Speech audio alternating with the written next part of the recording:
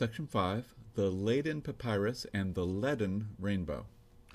Long ago, deep in their Chinese or Egyptian laboratories, the alchemists developed other recipes like the vermilion synthesis for making other new colors. These recipes were systematized and protocols were written to make the processes kind of repeatable, although they remained closely guarded secrets.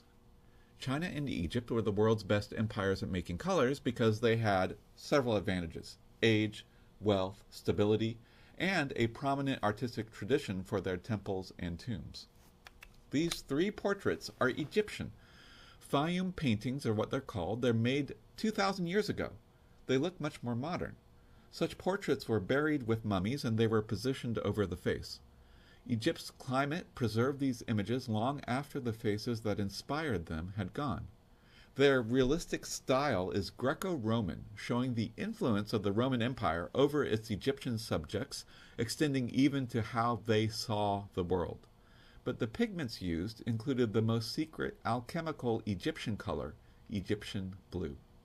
The Romans who painted with it probably had no idea how it was made, just like we have no idea how many of our pigments are made. Here's some portraits under visible light on top and a near IR camera on the bottom. These infrared glows might be bright enough to work with the iPhone setup to detect infrared light that we discussed a few sections ago. The bottom panel glows where the Egyptian blue was used because this pigment soaks up visible light and emits invisible infrared light.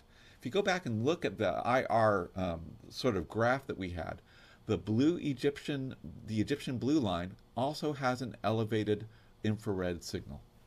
Now the painting on the left used Egyptian blue in the background because it glows. The painting on the right used it to outline the face. We can tell the difference.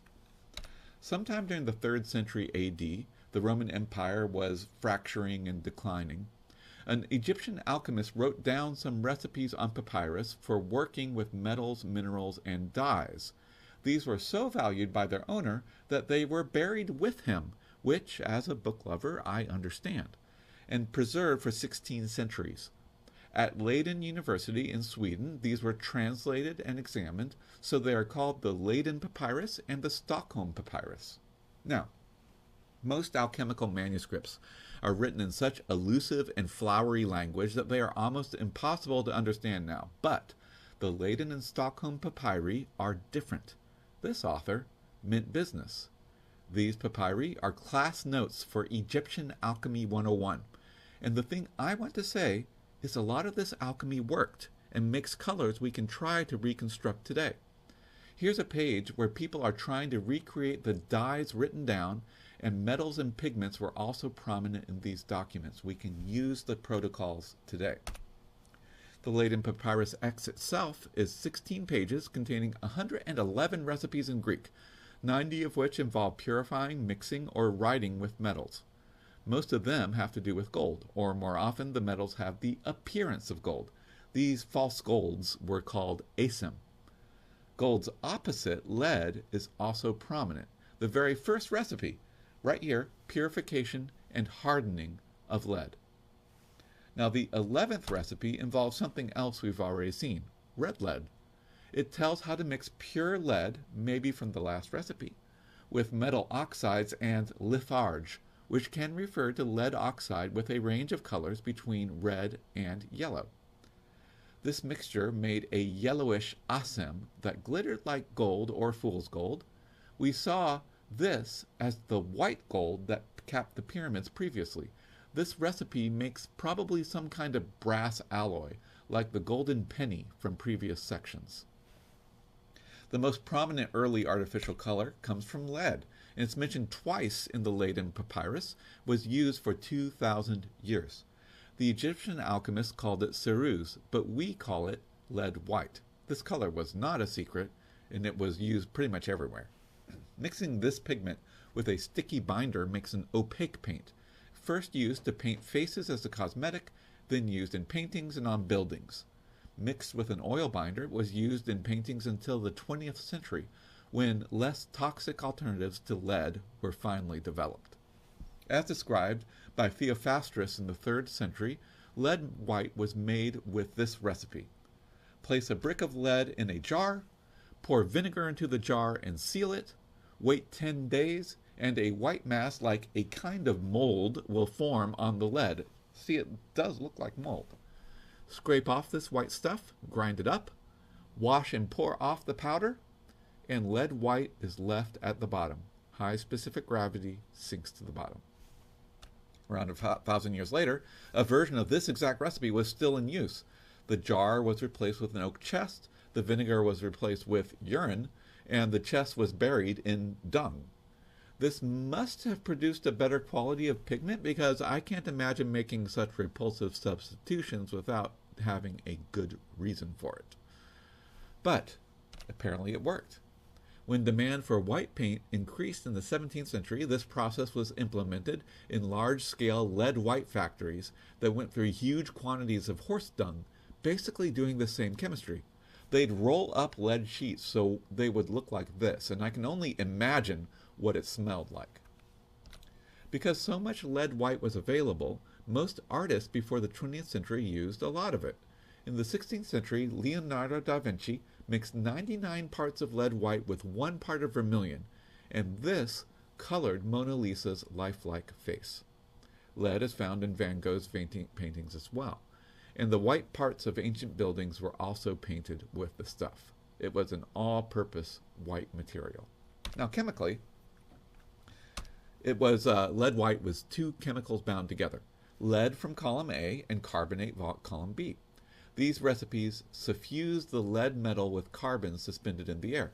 In the classical recipe, the carbon comes from the pungent acetate molecule in the vinegar fumes. They're shown in green in the upper corner, and carbon dioxide in the air shown in red in the upper corner, sort of coming in. In the medieval recipe, airborne carbon is increased by adding dung because dung is full of microbes, and these microbes exhale the CO2 shown in red. The red carbon dioxide and or the green acetate attach to the lead, and they make it bloom with a solid white mass of lead carbonate, which can be a mixture of proportions from column A and column B, making different minerals, but to us, these are all white. Now, lead white won't be dug up from the earth. Lead and carbonate don't typically combine underground because they just don't come into contact in a pure form geologically. Their geological processes just are pretty separate. It just doesn't happen. Because of this, when we see lead white, we know a human hand has to arrange these using a recipe like this. If you've ever held a block of lead, you'll know it's really heavy stuff. The lead retains some of its notable weight when it forms these white compounds, so lead white makes a heavy layer, sticks to many surfaces, is cheap, it's plentiful, it's durable. Lead white is an ideal paint once you look past the troubling problem of its toxicity. 2 more colors can be made from white lead carbonate.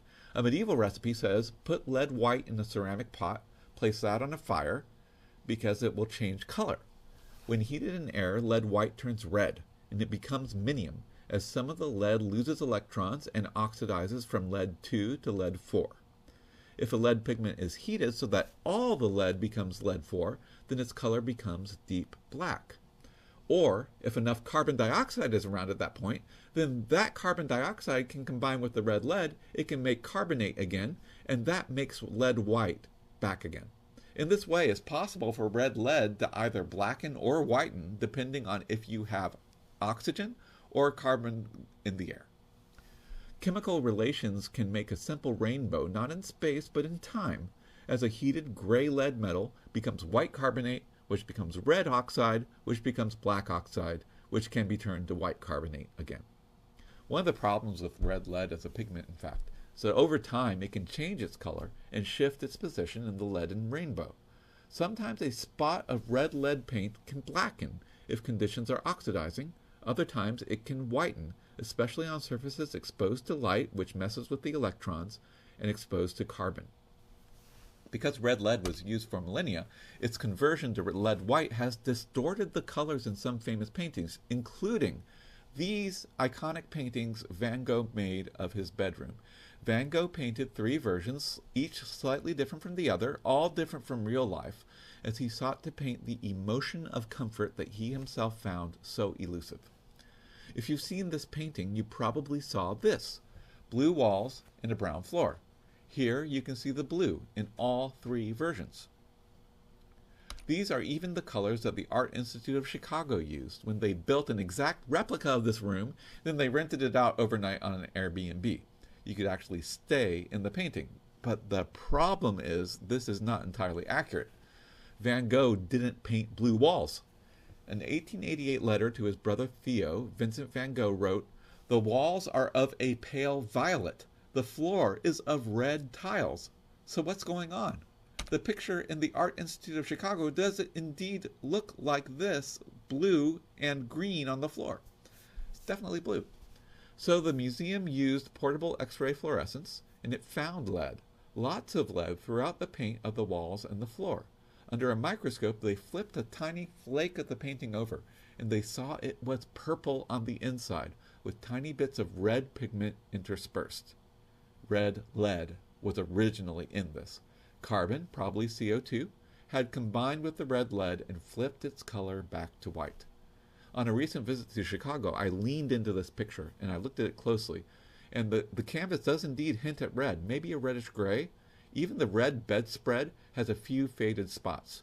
So the red has faded throughout the painting. The red lead changed to white pretty much all over. Van Gogh did not intend his bedroom to be a soothing sky blue, but he intended this, a lilac purple with a pinkish red floor highlighted with streaks of contrasting green. The red lead betrayed his intention and turned white. Now, given Van Gogh's love for serendipity and dynamism, I don't think he would have minded being surprised by his own painting's colors. As he himself wrote to his brother Theo, seeming to shrug as he wrote, "My paintings fade like flowers."